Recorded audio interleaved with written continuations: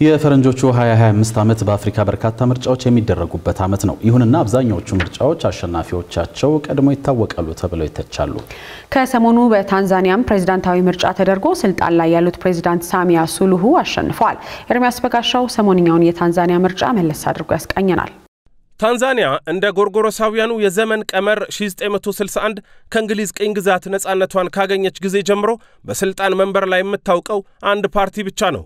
አስቀድሞ ታንጋኒካ አፍሪካ ናሽናል ዩኒየን ወይም በምህፃሩ ታኑ ከ1977 በኋላ ስያሜው ተቀይሮ ደግሞ ቻማቻማ ፑንዱዚ ወይም ሲሲኤምን ብቻ። ከሰሞኑ በተካሄደው ፕሬዝዳንታዊ ምርጫም ከዚሁ ፓርቲ ከ2021 ጀምሮ ስልጣን ላይ የሚገኙት የሳሚያ ሱሉሁ አሸናፊነት በአገሪቱ ምርጫ ኮሚሽን ይፋ ተደርጓል። በአፍሪካ በስራ ላይ ከሚገኙ ሁለት ሴት የአገር መሪዎች አንዷ የሆኑት ሳሚያ ሱሉሁ ሐሰን ወደዚህ ምርጫ ከመግባታቸው አስቀድሞ እንዳሸንፉ የሚያደርጉ ምክንያቶችን ሁሉ አስወግደዋል ተብለው ሲወቀሱ ነበር የከረሙት። ተፎካካሪዎቹ የቻዴማ ፓርቲው ቱንዱ ሊሱና የአክት ዋዛሌንዶ ፓርቲው ሉሁጋ ማፒና የማሸነፍ ግምት የሚሰጣቸው ጠንካራ ተወዳዳሪዎች ነበሩ። ሁለቱም ግን ከምርጫው አስቀድሞ የምርጫ ሕግና ደንብ ባለመጠበቅ በሚል ከውድድሩ እንዲወጡ ተደርገዋል። ቱንዱ ሊሱ እንዲያውም የምርጫ ሕጋችን መሻሻል አለበት በማለታቸው በአገር ክህደት ወንጀል ተከሰው እስር ቤት ነው የሚገኙት። ይህ ብቻ አይደለም። በጠንካራ ሂስ የሚታወቁ የአገር ውስጥ መገናኛ ብዙሃን አስቀድሞ ገሚሱ ታስረዋል፣ ገሚሱ ከባድ ማስፈራሪያ ተሰጥቷቸው ዝም ብለዋል። ማንኛውም የውጭ አገር መገናኛ ብዙሃን ባለሙያም ሆነ ተቋም ለምርጫ ዘገባ ብሎ እግሩን ወደ ታንዛኒያ እንዳያነሳም ተደርጎ ነበር።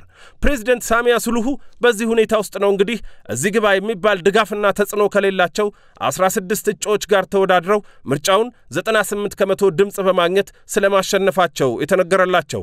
ይህን ተከትሎ የተቃዋሚ ፓርቲዎች ምርጫው ከሂደት እስከ ውጤቱ ዲሞክራሲያዊ መሆኑን ጠቅሰው እንደማይቀበሉት አስታውቀዋል።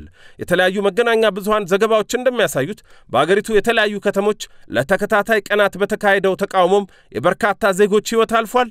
በርካቶችም ለአካል ጉዳት ተዳርገዋል።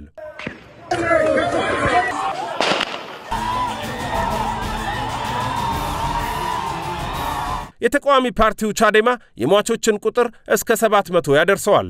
ሌሎች ምንጮች ደግሞ ከ300 እስከ 400 ሰዎች ሳይሞቱ እንዳልቀሩ ጽፈዋል። የምርጫ ኮሚሽኑ ከትናንት በስቲያ ቅዳሜ አሸንፈዋል ላላቸው ፕሬዝዳንት ሳሚያ ሱሉሁ የምስክር ወረቀት ሲሰጣቸው ፕሬዝዳንቷ ባደረጉት ንግግር የጸጥታ ኃይሎችን አመስግነዋል። የተፈጠረው ሁከት የምርጫ ሂደቱ እንዳያቋርጠው ወይንም እንዳያስቆመው በማድረጋቸው የጸጥታ ኃይሎችን አመሰግናለሁ።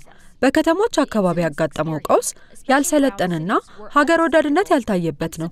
ሀገር ወዳዶች ሀገራቸውን ይገነባሉ እንጂ በላብና በደም የተገነባ ሀገራቸውን አያፈርሱም።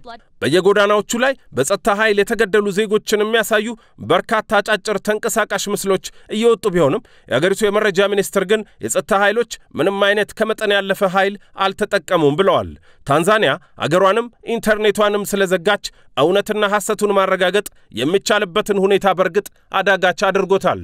የሆነ ሆኖ በደጋፊዎቻቸው ዘንድ ማማ ሳሚያ እየተባሉ የሚጠሩት ፕሬዝዳንት ሳሚያ ሱሉሁ በዓለ ሲመታቸው ተከናውኗል።